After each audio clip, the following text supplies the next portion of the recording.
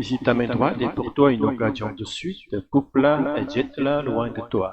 Qu'il vaut mieux pour toi qu'un seul de tes membres périsse et que de voir tout ton corps jeté dans la gêne. Comprendre le langage de l'image. Dans le sermon sur la montagne, cette parole de Jésus ne doit pas être comprise au sens littéral, mais bien dans un langage symbolique ou métaphorique, intentionnellement employé pour marquer les esprits. Juste avant, au verset 27, Jésus évoque le commandement qui ne commettra pas d'adultère, reprenant ainsi le septième commandement de l'Exode 20, 14 et du Deutéronome 5, 18. Le terme hébreu utilisé pour adultère ici naf, qui désigne une relation sexuelle illégitime. Il ne s'agit donc pas d'une interdiction de la sexualité en soi. De même que l'on ne doit pas adorer Yahweh, le Dieu vivant, l'union sexuelle est réservée exclusivement au conjoint légitime. Dans un amour véritable et reconnu devant Dieu et n'a de place qu'au sein d'un engagement fidèle dans le cadre sacré du mariage. Un commandement plus radical que celui de l'Ancien Testament, le péché du cœur.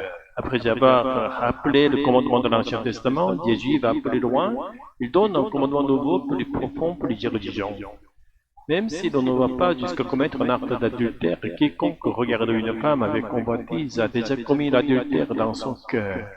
Jésus condamne ici le péché commis dans les pensées, dans l'intention intérieure, le péché du cœur. Mais en réalité, la plupart des hommes ne peuvent empêcher qu'un sentiment de désir sexuel traverse leur esprit lorsqu'ils voient une femme physiquement attirante. C'est un réflexe instinctif, une réaction naturelle du corps. Alors faut-il en conclure que tous ces hommes ont déjà commis un adultère selon ce que dit Jésus? Si telle était l'intention exacte de Jésus, il n'y aurait alors personne qui ne soit coupable du péché d'adultère. Cela nous montre à quel point nous sommes esclaves du péché, incapables par nous-mêmes de nous en libérer. Nous sommes devenus des êtres qui ne peuvent s'empêcher de pécher. Le vrai sens de la prescription métaphorique de Jésus, pour répondre à cette tendance au péché enraciné en nous, Jésus déclare dans les versets 29 à 30 que si ton œil te pousse à pécher, il vaut mieux l'arracher, et que devenir aveugle serait préférable à vivre avec un corps qui te conduit à la gêne. Et c'est précisément ici qu'il faut être attentif. Ce que Jésus veut nous donner comme véritable don, ce n'est pas une mutilation physique pour éviter de pécher, mais une transformation ontologique de devenir un être incapable même de pécher dans son cœur. Il ne s'agit donc pas de s'arracher l'œil ni de se couper la main, car ce genre de mutilation ne change pas la nature pécheresse de l'homme. On ne devient pas un être saint simplement en se privant de ses membres. Le péché ne réside pas dans les organes, mais dans le cœur, dans l'être humain.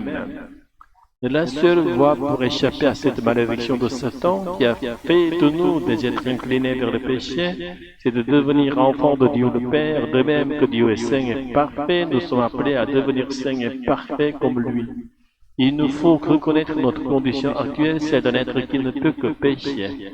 C'est précisément pour cela que nous devons, avec d'autant plus d'urgence, croire en Jésus-Christ, recevoir le Saint-Esprit et devenir un être nouveau, transformé et gouverné par l'Esprit.